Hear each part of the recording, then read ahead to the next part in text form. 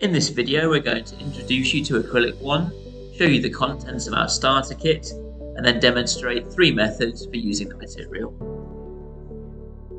A1, or Acrylic 1 to give it its full name, is an incredibly versatile 2-part water-based acrylic resin.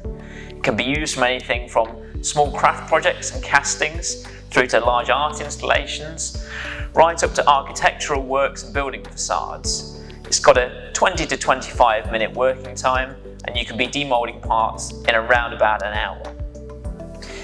Here at Neil's Materials, we've created a starter kit which contains everything that you can see in front of me. So you've got the base material.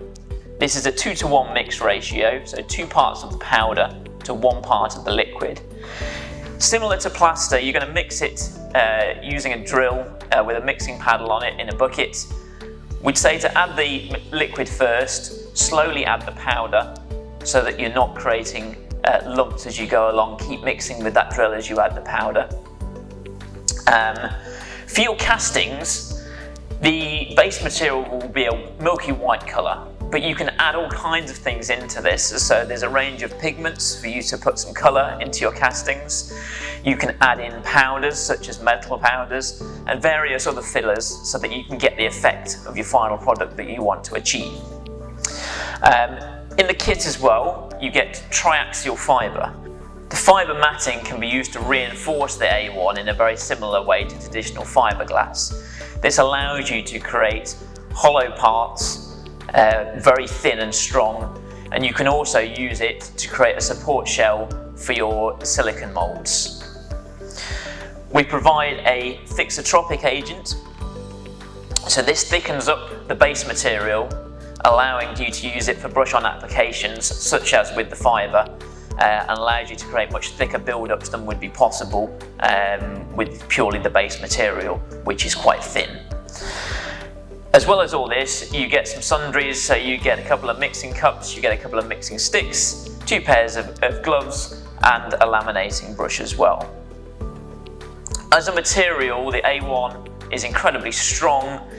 There's a range of sealers available as well in matte, satin and gloss. So if you're doing things for outdoor applications, you can seal your final casting or part off against rainwater and use them outside. There's also additives so that you can use this material for rotational casting and even spray the material as well. There are also additives to speed up or slow down the cure time depending on what you're using it for.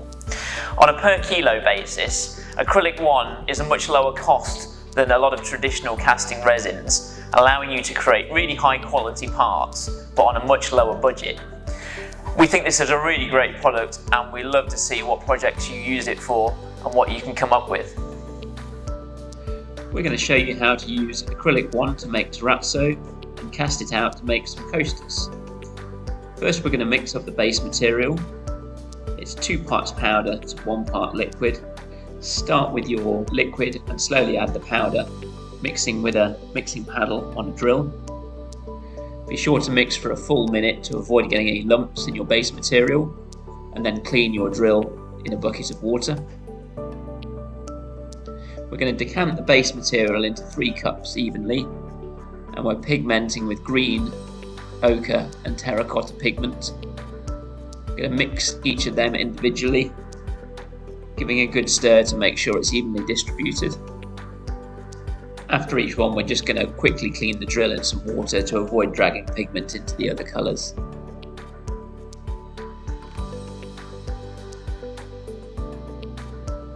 Once these are mixed, we can spread them out onto a surface. So we've just got some food wrap laid out on our bench. We're just pouring the Acrylic 1 from the cups, giving it plenty of space. So we're going to spread it out just to make a nice thin section that will easily break up. We've left that for an hour. Now we can break it up. We start by hand, just breaking up the big pieces, and you can move into using a hammer. Once you've got it to a size that you're happy with, put it in some cups. Now we're just doing the same for the final colour. Now it's time to mix some more Acrylic 1. This we're going to leave in its natural colour. We're just going to add all our coloured chunks into there. After this, if you mix it again with a drill, just be cautious that that blade will make the pieces smaller, so you might want to do that with a stick. We're decanting the material into popcorn cups. You can use whatever shape and size you like. We weigh these to make sure they're all the same size. We're tapping the bottom just to settle the material, and after an hour, we can simply pop the coasters out of the bottom of the cups. Now at this stage they need a bit of cleanup.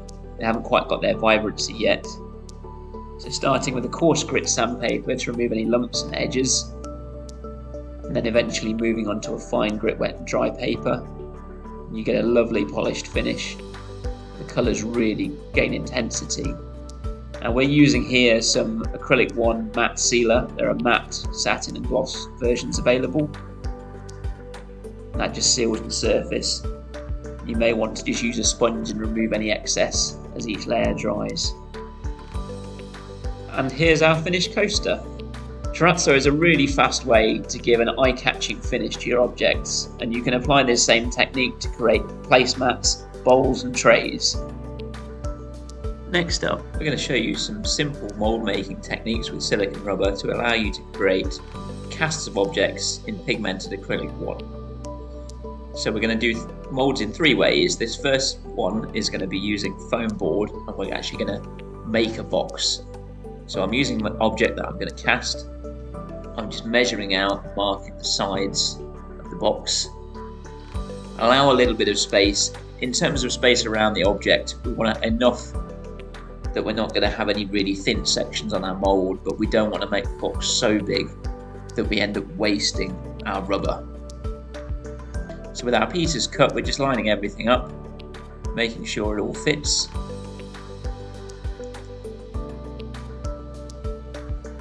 And once we're happy, we're going to go in with a hot glue gun. This is a great way to attach the box together and also seal those edges. The silicone rubber can get into lots of small gaps, so you really want to make sure those edges are nicely sealed, that your mould box doesn't leak when you pour the rubber in there. So we're working all the way down the edges with the glue. This sets quite quickly, so it's a really great way to hold a box together. So removing the object before we put our final side on.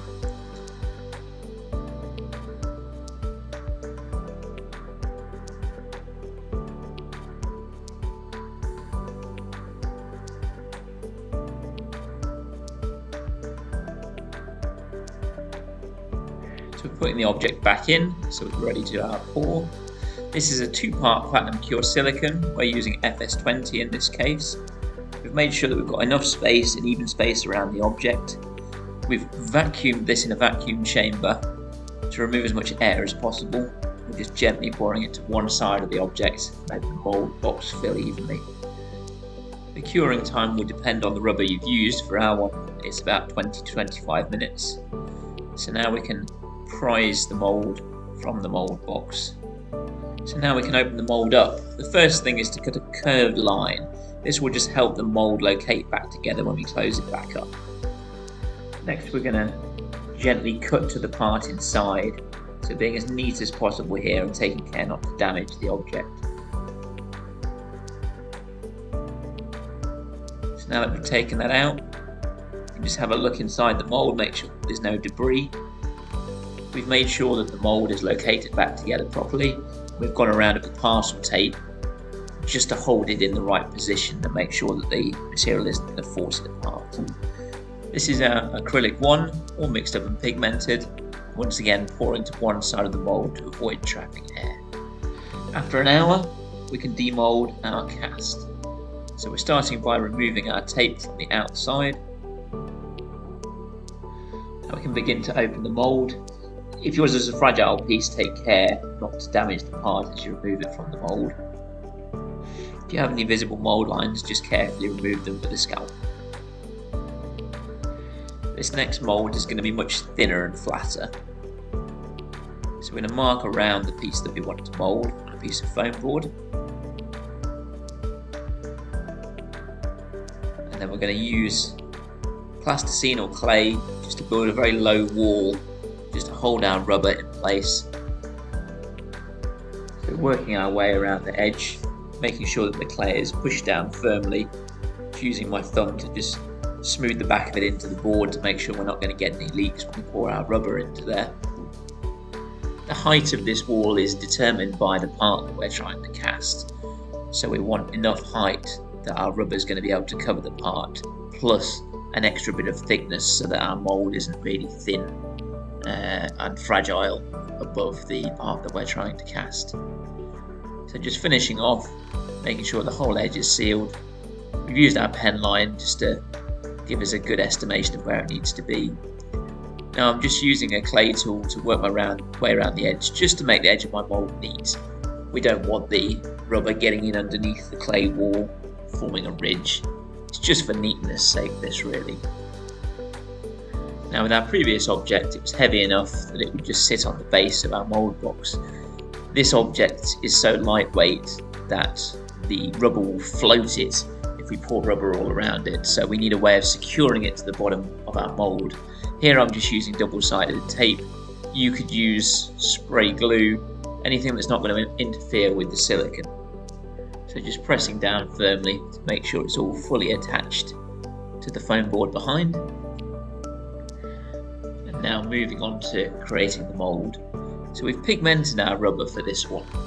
That's just going to help us to see how much coverage we've got on top of the object. If we had this clear, it's sometimes difficult to know how well you've covered it, so a little bit of pigment can help here. We're going to leave that for another 25 minutes to set. Now we can demold. So we're going to take the whole piece off the foam board. Our clay can be reused, so we'll just put that to one side. The part in this case is flexible, so I'm not going to break it, so I'm not being too careful at this point. If you do find that you've got a thin film of silicone that's got in behind your object, you might just need a small pair of scissors or a scalpel just to remove that at the edges from the back of your mould so you can release your part.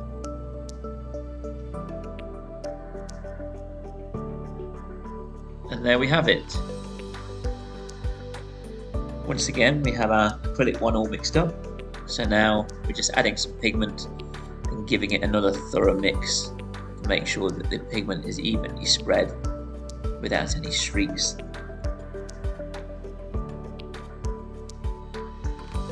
We're going to take a bit of care pouring this in because this is a very thin mould, thin sections such as the tail and the legs. So I'm starting on the biggest part and working my way into the thinner sections, letting the resin run in. Finally here, we're just going to scrape the back of the mould just to remove any excess and get a nice thin casting. We've waited for an hour, so now we can demold. Taking a lot more care with this one because we have a lot of thin sections. We don't want to snap anything off, so just gently prising the mould away. For our final cast, we're going to do another box mould. This time we're going to make the wall in a different way. We're going to use some Lego bricks. You can use a lot of different things for building mould boxes with. I quite like this for small objects. Yeah, it's very easy to reuse them. It doesn't tend to leak through because of the complex way that the bits fit together. So I've just started with my part in place so that I can see how big I need to make my box. And now we're just building it up. I have a piece of foam board below the bricks, so you can just use a glue gun and once again secure that white base, or even blue tack or double-sided tape.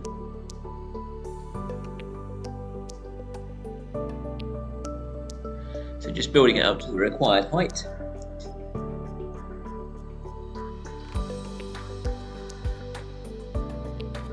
Fill in any sections of the part that you don't want to get rubber in with clay. And now we're just using a little bit of spray wax as a release agent before we put in our rubber. So pouring to one side of the object, letting the mould box fill. Once again, we've secured our part to the bottom of the box so that it doesn't float when we pour our rubber around it.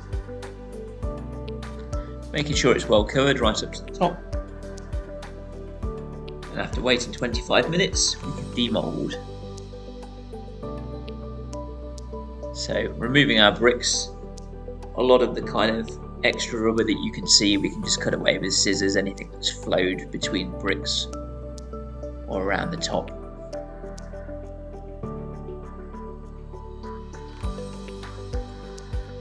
Now we can remove our parts.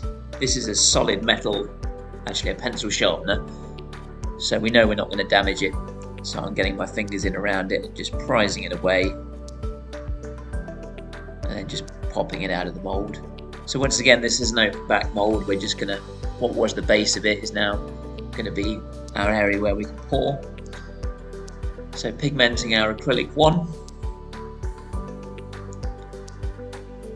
Decided just to add a little bit more. The amount that you put in will obviously determine how dark or a stronger colour you get mixed with that milky white base material. Now we can go straight into our mould with our acrylic 1. Filling it up slowly so as not to trap air, and waiting an hour before we demould our part. So this one, it's small enough that we can just prise the mould and pull it out from the back.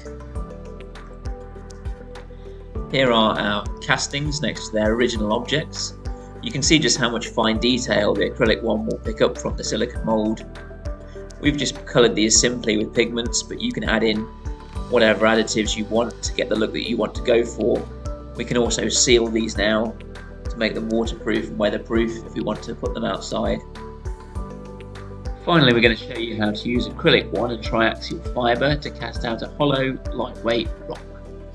So we're going to use a profile gauge to just measure the shape of the top of the rock. I'm going to transfer that onto cardboard to make a wall that's going to form the wall between the two halves of the mould. You can use plasticine or oil-based clay just to fill any gaps between the card and the rock. You can see at the back I've just done some supports to make sure that the wall does not fall away from the rock. Next we brush on some petroleum jelly as a release agent to stop our acrylic 1 from sticking to the cardboard or to the rock, and we remove excess with a sponge. So now we're going in with our first layer of acrylic 1. We've got 2% of Thixo A mixed into this, so that's going to thicken up the liquid to allow us to brush it on without it falling straight off. We really want to work it into the surface so that we capture all the detail and make sure that we don't trap any air under the surface as we're working. So we're going to cover up all of the surface of the rock, and then we're going to come up around about an inch onto the wall. We're going to leave that first layer until it's just about set. It's still a little bit wet on the surface. So now it's time for the triaxial fibre. We're applying this in strips. You always want to make sure it's going over wet acrylic 1. So if your first layer has set, just brush on another layer first thinly. I've cut the triaxial fibre into strips, and we're going to lay it first in one direction. We're going to do 3 layers of this. So I've been laying it on first in one direction horizontally across the surface. I'm laying it just past where I want to trim the edge of the mould on the wall, and I'm not looking to coat the underneath of the rock. What we're going to have is a kind of open back mould where we can laminate in from the open underneath. So I'm just kind of hanging the matting past the edge of the rock at the bottom. So as we apply each section, it's important that we kind of go wet onto wet. So as I'm applying each piece of matting, I'm then wetting back out with the acrylic 1 before I do the next bit. If you put matting onto matting, it will tend to lift away. With acrylic 1, the bond with the glass fibre is purely mechanical, which is why the holes in the matting are a little bit bigger. So we want to make sure that we've got acrylic 1 on both sides of the glass fibre as we're going along. So we're going to do this layer and then come across another horizontal layer just to finish off this side of the mould. After an hour to set, it's time to do the second half of our mould. So we're just going to remove our wall. This no longer serves a function because the acrylic 1 on the other side is all set solid. We need to carefully remove those little bits of clay we just put between the acrylic one and the rock.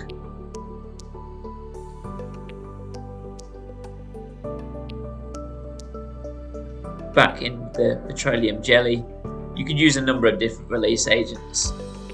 This one is pretty available and reliable, so we're just brushing it on, and once again we'll remove any excess with a sponge. So the same process again here for the second half of the mould. Once again we've got our Fixo A in with our mix. You can vary the amount of that up to 2%, so if you don't want it to be quite as thick. Sometimes the risk with a thicker liquid is you could trap air and you could not get it worked right into the details, so it just depends on what you're moulding and whether it's vertical or horizontal.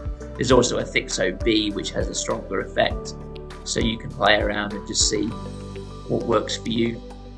So we're making sure everything is coated. Once again we're going to leave this until it's just about to set, just a little bit liquid on the surface still. If it does go off fully, once again you can put a thin layer of acrylic one on. So exactly the same as we did on the first half of the mould, we're going to lay on our triaxial fibre in strips.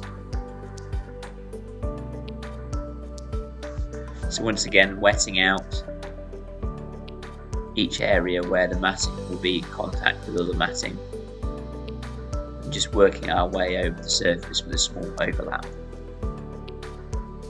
So now starting our second layer vertically, and then we'll do a third layer with horizontal strips again.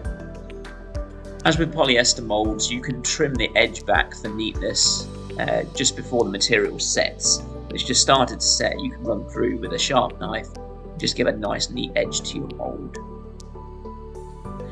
So we've given an hour to set, so now both sides of our mould are complete. Before we separate it, we're going to drill some holes through. So these are going to be to bolt the two halves of the mould together. They're going to just help locate everything in the right place. So you want to do this before you separate the two halves of your mould. So now we're going to prise our mould apart carefully. Start with a scraper, just to create a bit of a gap. Then you can use wooden wedges, sticks, anything that you can just knock in between the halves of the mould. Just slowly prise it away. Be careful, just work a section at a time. You can also just run around with a soft mallet and just knock the edges of the mould, just start to release it away from the surface. So that's the first half of our mould released. You can move that to one side. So now we have access to the whole of the edge. Be very, very careful if you work in this internal edge, because you don't want any damage there. That will show on your final casting. So we have the second half off, and our mould is now complete. So we bolt it back together, screw it up nice and tight. You can look inside to make sure that it's located properly before you tighten the screws up fully. So now it's time to actually move on to doing our casting. So we're going to use petroleum jelly again as a mould release, just painting it on and then removing the excess. We're adding ochre pigment and a little bit of gold powder into the mix for this one. You could put in whatever you want. You can put in any pigments or powders or additives. We thought this would be a nice mix. So painting it onto the surface, make sure you work it into everywhere. All the surfaces of the mould and any detail we want covered with no air bubbles trapped. We're going to leave this until just before it sets, before we start our next layer. So now back to our lamination. We're working with the strips of triaxial fibre. It's a bit more challenging when you're going inside of a mould, so try and think about this when you're cutting your strips as to where you're going to lay them, so they cover the whole area. As before, we're going to do our 3 layers. You can do more layers depending on the object that you're looking to make. This has produced a strong mould and it's going to give us a strong final object. At the edge, I'm laying my matting just past the edge as we did with the mould sides. That's just so that when we trim that edge, our matting is going to go right to the edge of the object. We're not going to have any unreinforced acrylic one at the edge that might crack away. We've left our mould for about an hour. Now it's time to remove our cast. So first of all, removing all those bolts. We're going to use our sticks and wedges again, as we did when we were removing the original object. I was really impressed at this stage with just how strong the acrylic one is. On these thin mould edges, you're not sure if it's going to crack away as you put the force on, but actually it remained very strong and kept fully intact. So here I'm just starting to work underneath to start to prise the part out. And here we are, the first half of the mould is off. We can gently prise the casting out, and then it's ready for clean up and finishing. Now if you've trimmed your bottom edge neatly, you might not need to do this. I'm just using an angle grinder. You can use a sanding block just to get rid of any messy pieces at the edge. Do make sure to be masked up and be in a well ventilated area for doing this. We're going to add a light to this rock, so I'm just using a pencil to mark out the size of that, just going around the edge. Here I'm using a sideways cutting drill bit. You could use a hole saw if you've got one of the right size, or a Dremel tool. Anything just to cut through. Once again, make sure you're using a mask and in a well ventilated area. I've put some tape around the fitting so we can just test fit it in place. And now we're just going to use a little bit more A1 with the pigment in, just to fill the gap and get a really nice strong fit. And here's our final rock. We've gone for a kind of gold nugget look, but with the pigments available you can create whatever look you want. We've shown you 3 simple ways that you can use Acrylic One in your projects, and we've created some great objects along the way. The fact that Acrylic One is water-based means that it's ideal for schools and colleges, or any business looking to reduce their exposure to hazardous chemicals. At Neil's Materials, we stock the Acrylic One based material, along with a wide range of additives, pigments and accessories to use with it. We really look forward to seeing the creative ways that you can put this durable, versatile and inexpensive material to good use.